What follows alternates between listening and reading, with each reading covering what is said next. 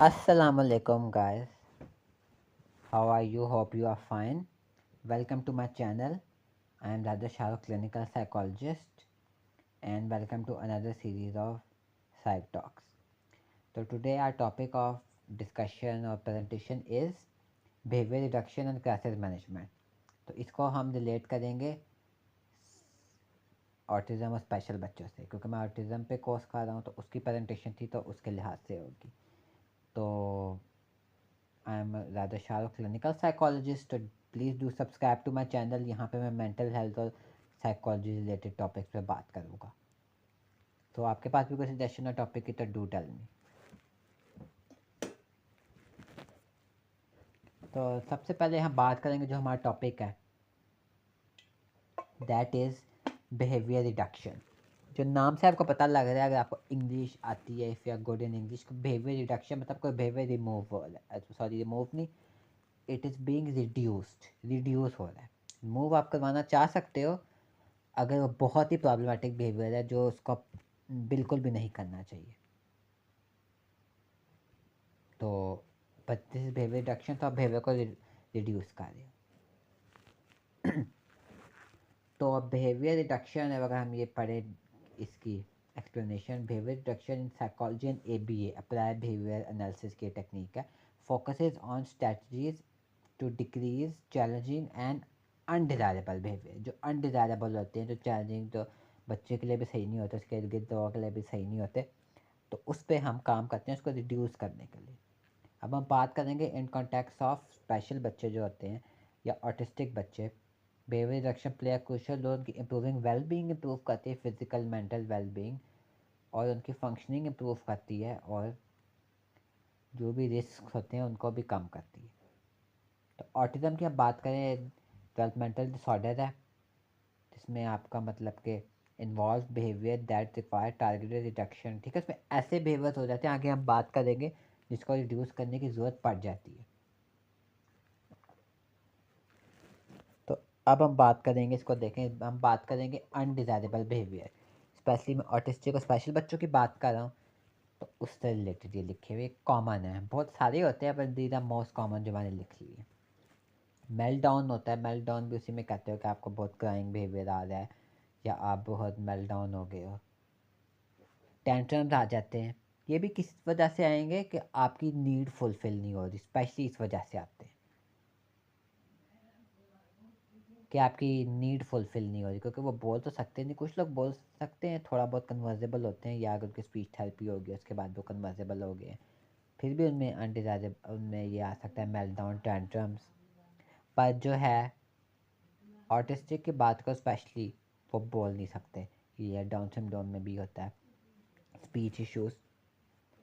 तो उसमें फिर इस वजह से भी कि वो कन्वर्स नहीं कर पाते, अपनी बात नहीं बता नहीं पाते, तो उस वजह से भी मेल्ट डाउन और टेंट्रम्स आ जाते हैं। फिर उसमें सेल्फ हार्म भी होता है, एक तो अपने आप को हार्म कर रहे होते हैं, हेड बैंगिंग करके दीवार पे सर मारना, या कोई चीज़ अपने आप को मारना, या स्लैपिंग बिहेवियर भी होता है, अपने आप को थप्पड़ मारना, हार्मिंग अदर्स, दूसरे जो उनके साथ होते हैं उनको मारना। टेंट्रम्स वगैरह में भी, सॉरी पीछे से शोर आ रहा था तो मैं उनको कह रहा था। तो ये हो गए आपके अनडिज़ायरेबल बिहेवियर। शाउटिंग भी इनमें होता है, शाउटिंग करना, know on on seat behaviour का भी इशू होता है इन स्पेशल बच्चों को, स्पेशली ऑटिस्टिक या ADHD को, कि वो ऑन सीट बिहेवियर होता है। आप या सेशन ले रहे हो, या आप घर में भी हो तो आप कोई ट्यूशन गए हुए हो, या फिर इन स्कूल तो सीट पर नहीं बैठ पा रहे, या बैठते भी हैं तो थोड़ी देर के लिए। कंप्लायंस भी नहीं इनमें होता, किसी की बात नहीं मान रहे होते, घर वालों की भी, पेरेंट्स की भी, टीचर या थेरेपिस्ट, साइकोलॉजिस्ट की। एग्रेशन इनमें होता है, एग्रेशन उस वजह से भी आ सकता है कि अपनी बात, अपनी नीड फुलफ़िल नहीं हो रही, या बात अपनी बता नहीं पा रहे, हार्मोनल चेंजेस की वजह से भी हो सकता है। और क्रिएटिंग डिस्टर्बेंस इन क्लास या एट होम या कहीं पे भी। अब हम बात करेंगे कि बिहेवियर रिडक्शन, बिहेवियर हमने जो रिमूव करना है, किन किन वजहों से, किन रीजंस की वजह से हमें ये बिहेवियर रिडक्शन यूज़ करनी चाहिए। सेफ्टी एंड हार्म, आपकी बच्चे की या उसके इर्द गिर्द लोगों की अफेक्ट हो रही हो या डेंजर में हो, तो आप तब behaviour reduction you can use. Learning and growth जब इम्पेयर या अफेक्ट हो रही हो बच्चे की, रिलेशनशिप बनाने में, उसको हेल्दी रिलेशनशिप बनाने में इशू हो रहा हो, कुछ बच्चे होते हैं नहीं कि उनको रिलेशनशिप में उनमें सोशल स्किल्स नहीं होती, या उनमें वैसे ही ऐसा बिहेवियर उनका होता है मैलएडेप्टिव बिहेवियर, या उनके अनडिज़ायरेबल बिहेवियर होते हैं, शाउट करना या अगले को मारना, तो वो फिर बच्चे भी उनसे दोस्ती नहीं कर रहे होते। वेल बीइंग बच्चे की मेंटल फिजिकल इमोशनल इफेक्ट हो रही हो, और इंडिपेंडेंस बच्चे को, अपने बच्चे को इंडिपेंडेंट बनाना है। बेशक स्पेशल बच्चा है या वो, हर वक्त तो नहीं उसको डिपेंडेंट बनाना, 100% ना भी हो सके उसको जितना हो सके अपने इंडिपेंडेंट करना है कि अपने काम वो खुद कर सके, स्पेशली जो उसके ज़रूरत के काम है वो तो कर सके ना।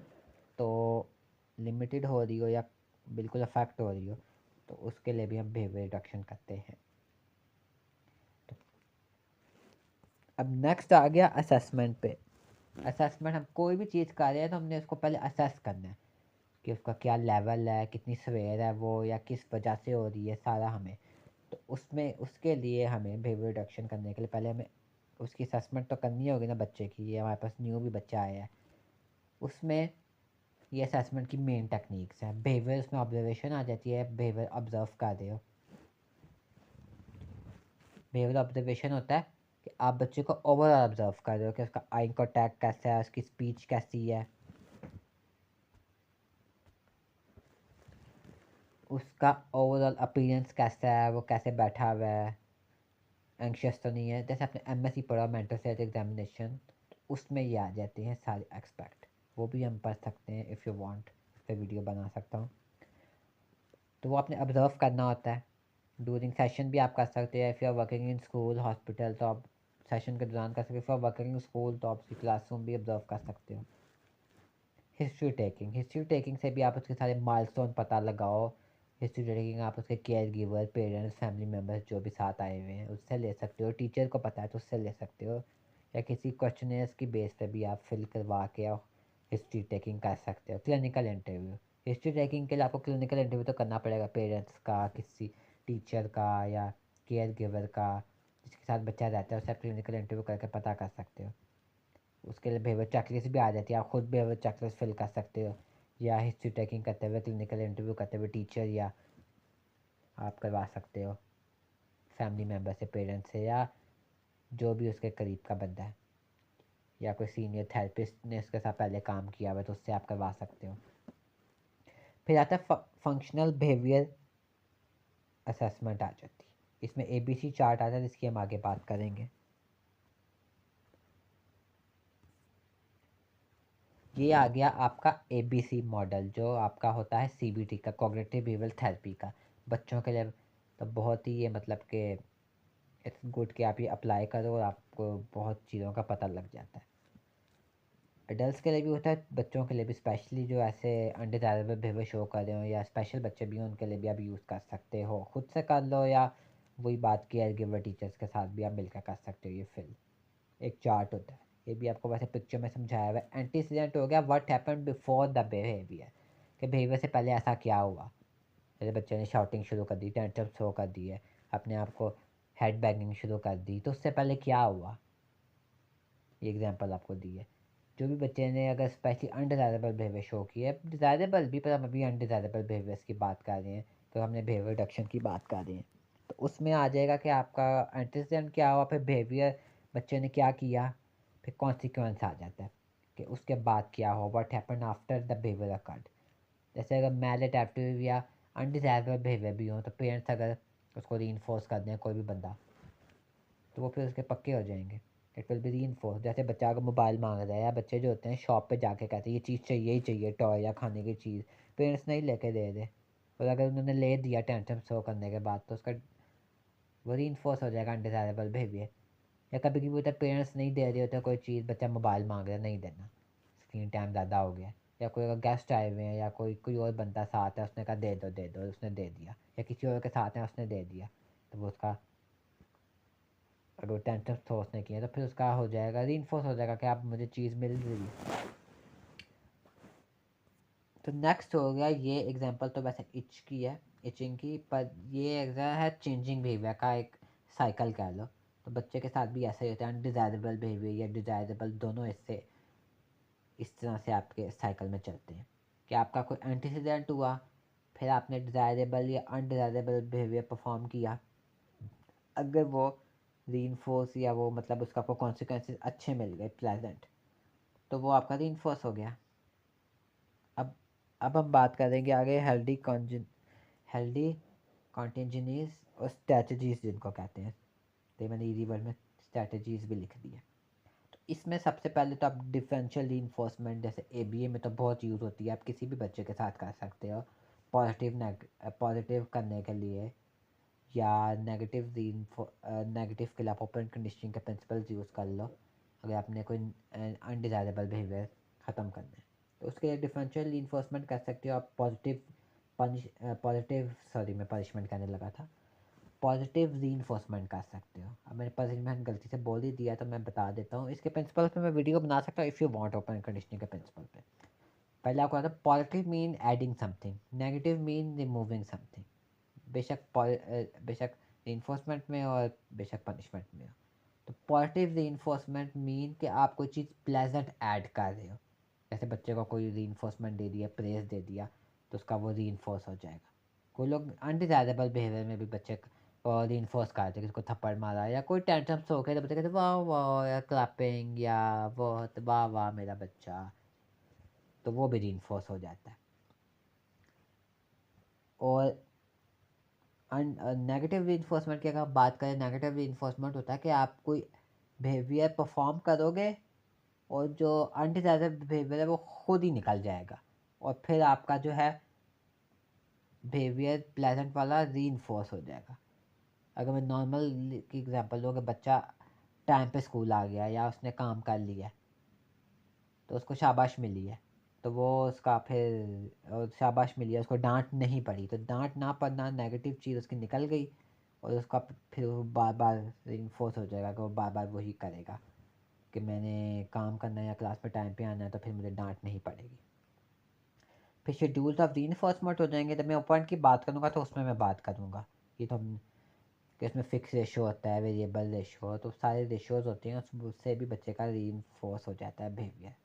और एक्सटेंशन भी हम कर सकते हैं, स्पेशली अनडिजायरेबल बिहेवियर अगर हमने ख़त्म करना है, रिड्यूस करना है, बिहेवियर रिडक्शन करनी है। एक्सटेंशन होता है कि आप उसको रीइंफोर्स करना छोड़ दो या उसको रिवॉर्ड ना दो, तो वो उसका एक्सटेंट हो जाएगा बिहेवियर।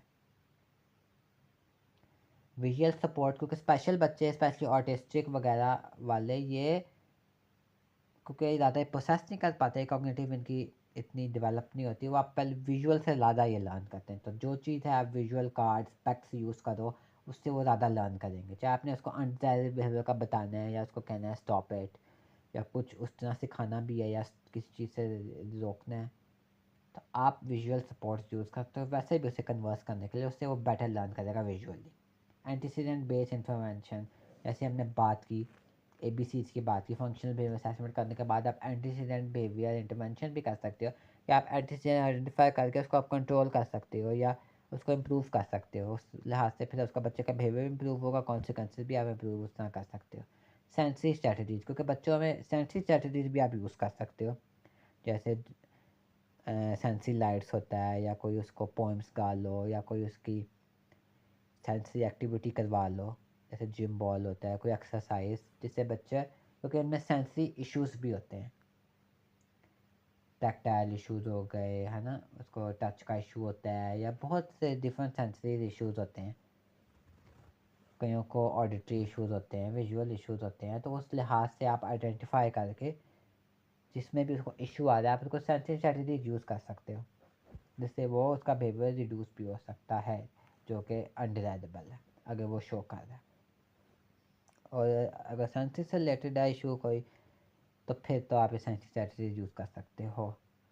फिर मॉडलिंग आ गई, क्योंकि मॉडलिंग जो है जितना बच्चा आप उसको कहोगे या सिखाने की कोशिश करोगे उससे ज़्यादा वो मॉडलिंग से लर्न करेगा। आप उसको मॉडल करके गुड बिहेवियर सिखाओ, या आप अगर सोशल ट्रेनिंग दे रहे हो या ग्रुप थेरेपी या ग्रुप सेशन हो रहा है उसमें आप किसी बच्चे ने अच्छा बिहेवियर परफॉर्म किया, आप उसको प्रेस कर रहे हो, उसको पॉजिटिव रीइंफोर्स कर रहे हो, तो उस समय बच्चा भी लर्न करेगा।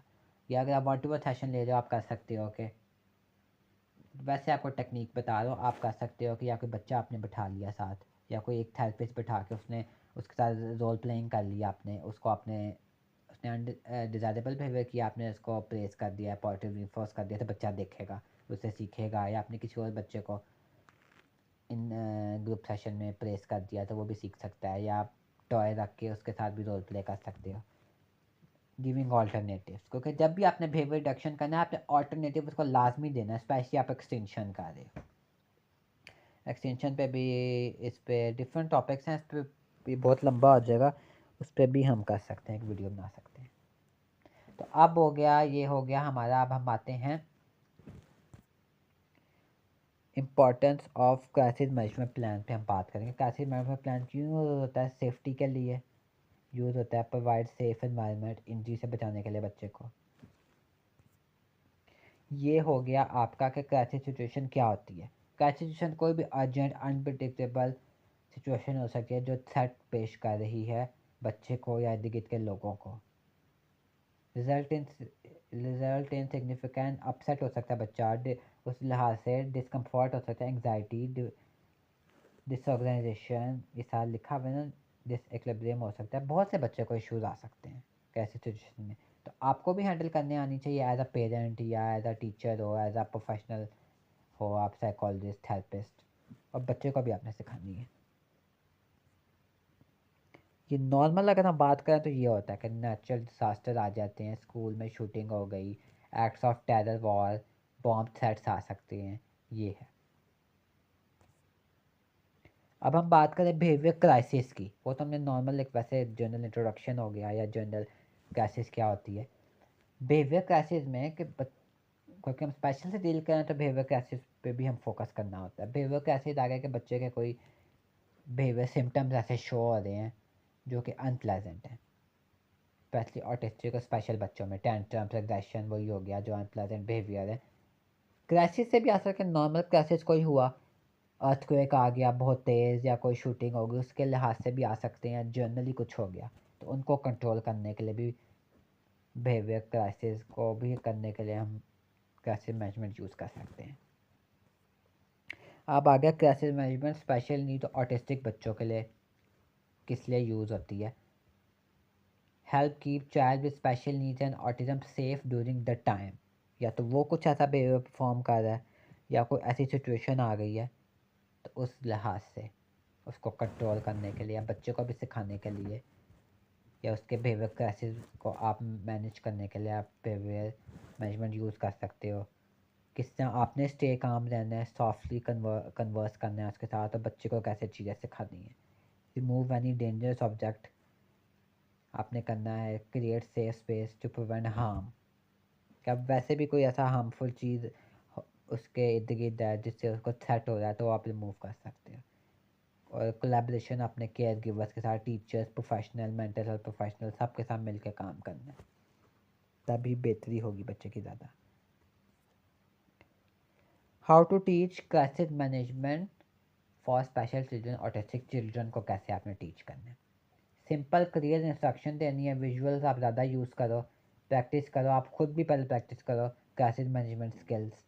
रोल प्लेइंग के साथ आप कर सकते हो, जैसे मैंने पहले बताया कि आप ग्रुप थेरेपी में या ग्रुप सेशन में कर लो रोल प्ले के साथ, एक आप बिठा सकते हो, साथ एक ऑल्टरनेटिव साइकोलॉजिस्ट या थेरेपिस्ट बिठा लो, उसका रोल प्ले कर लो कि उसने गुड बिहेवियर परफॉर्म किया, आपने उसको रीइंफोर्स किया, या उसने कोई अनडिज़ायरेबल किया तो आपने उसको बिहेवियर रिडक्शन किया या उसको प्रेज नहीं किया। या आप टॉयज़ के लिए यूज़ करके भी आप डॉल्स वगैरह रोल प्लेइंग कर सकते हो। और आप इसमें पेशेंट्स हैं ना, क्योंकि बच्चे जो होते हैं, आई नो स्पेशली ऑटिस्टिक या स्पेशल बच्चे बहुत डिफ़िकल्ट होता है, मैंने भी काम किया हुआ है और इंशाल्लाह आगे भी करूँगा। बहुत डिफ़िकल्ट हो जाती है, आपके घर भी हो कोई ऐसा बच्चा, बहुत डिफ़िकल्ट हो जाता है, पर आपको अपने आप को भी कैसे सिचुएशन को मैनेज करना, अपना बिहेवियर मैनेज करना आना चाहिए। अब थेरेपिस्ट की बात करेंगे, रोल ऑफ थेरेपिस्ट हम बात करेंगे, और साइकोलॉजिस्ट की कैसे सिचुएशन कि उन्होंने क्राइसिस मैनेजमेंट प्लान उनको आता हो, स्पेशली स्पेशल बच्चों के लिए ट्रेन हो, वो केयर गिवर्स को भी ट्रेन करें, उनको भी टेक्निक्स बताएं, ऑल्टरनेटिव बताएं कि अगर बिहेवियर इश्यूज आ रहे हैं या कोई ऐसी सिचुएशन आ गई है, बिहेवियर क्राइसिस है या ओवरऑल कोई क्राइसिस है, तो उसको कैसे मैनेज करना है। और वही बात होगी कि कोलैबोरेशन आपने हमेशा प्रोफेशनल्स और फैमिली मेम्बर्स का इकट्ठे ही रखना है, क्योंकि ज़्यादा टाइम वो फैमिली मेम्बर्स के साथ रहेगा तो उनको भी आपने अवेयर करना है और साइको एजुकेट करना है। ये नहीं कि आपने काम करवा दिया घर पे वो नहीं काम करेंगे। होते हैं पेरेंट्स ऐसे जो खुद या नहीं भी टाइम दे पा रहे होते, क्योंकि पेरेंट्स ऑब्वियसली बिजी होते हैं। आजकल दोनों पेरेंट्स वर्किंग होते हैं, या अगर मदर भी हो, हाउस वाइफ भी हो, तो अगर अपने बच्चे पाल रही हैं, घर के काम कर रही हैं, तो नहीं टाइम मिलता। पर उनको आपने सिखाना है कि या वो वैसे भी नहीं टाइम दे रहे होते, तो आपने सिखाना है कि थोड़ा बहुत भी आपने टाइम देना है उनको। और आपको जो हम ये टेक्निक्स बच्चे को करवाते हैं, आप भी ये सीख के आप भी ये करें, ताकि फिर ही ज़्यादा बच्चे को फ़ायदा होगा। तो यही बात होगी कि क्लासेस मैनेजमेंट में, या आप वैसे भी कोई बच्चे के साथ एक्टिविटी कर रहे हो, या आप बिहेवियर रिडक्शन ही कर रहे हो, तो आपने बी पेशेंट रहना है। और क्लासेस मैनेजमेंट में आपने प्रोएक्टिव रहना है, और जो है इम्पेशेंट इमीडिएट आपने एकदम रिस्पॉन्स देना है, और वो भी पॉजिटिव बच्चे की बेहतरी के लिए, अपनी भी बेहतरी के लिए। और उसके आफ्टर मैथ से भी डील करना आना चाहिए। And now coming to the conclusion, behaviour reduction help kids with special needs and autism behave better. ठीक है, बिहेव बेटर करते हैं, उनका जो होता है बिहेवियर, अनप्लेजेंट बिहेवियर, अनडिज़ायरेबल, वो रिड्यूस होता है। डिफरेंट टेक्निक्स जिसके हमने बात भी कभी यूज़ करा। It makes life better and help them learn and grow. जितना उनका अनडिज़ायरेबल कम होगा, तो वो उतना ज़्यादा अच्छे से लर्न एंड ग्रो करेंगे। Safety is important, learning to talk and express feeling, ये भी बच्चों को सिखाना होता है, क्योंकि उस वजह से भी बच्चे के बिहेवियर सिम्टम्स आते हैं, maladaptive, undesirable. Good children behaviour and social skills आपने सिखानी होती है, कि फैमिली के साथ कैसे बिहेव करना है, उनको भी सोशल ट्रेनिंग स्किल्स देनी होती है। ईच चाइल्ड इज़ डिफरेंट, तो आपने जो है हर बच्चे का अलग प्लान बनाना होता है उसकी नीड्स के अकॉर्डिंग। यानी कि एक टेक्निक है आपने पढ़ ली या एक बच्चे पर अप्लाई कर ली, सब पे वैसे ही कर दी। आई नो ये मुश्किल हो जाता है, पर हर चाइल्ड डिफरेंट होता है। बेशक नॉर्मल भी हो तो वो भी डिफरेंट होगा। तो आपने हर चाइल्ड, यानी कि ऑटिज्म की कोई टेक्निक है तो सब ऑटिस्टिक बच्चों पर लग जाएगी। डाउन सिंड्रोम की कोई है या वैसे है, या एंगर की टेक्निक है तो हर किसी के साथ लग जाएगी। हर बच्चे की, हर क्लाइंट की डिफरेंट होती है। तो that is it. Hope you like my presentation. आपको समझ आएगी टॉपिक की। कोई नहीं भी समझ आए तो आप मुझे ज़रूर बता दिया करें, मैं आपको एक्सप्लेन करने की कोशिश करूँगा इन कमेंट सेक्शन। या न्यू वीडियो भी बन सकती है किसी सिमिलर टॉपिक पे, और टॉपिक भी आप रेकमेंड कर सकते हैं। तो do subscribe to my channel, और मेरे फेसबुक को भी सब्सक्राइब करें, न्यू है, पहले वाला हैक हो गया। और मेरे चैनल सॉरी इंस्टाग्राम को भी सब्सक्राइब करें, ज़्यादा शाहरुख 95। तब तक के लिए बाय, अल्लाह हाफिज़, टेक केयर। Let's go.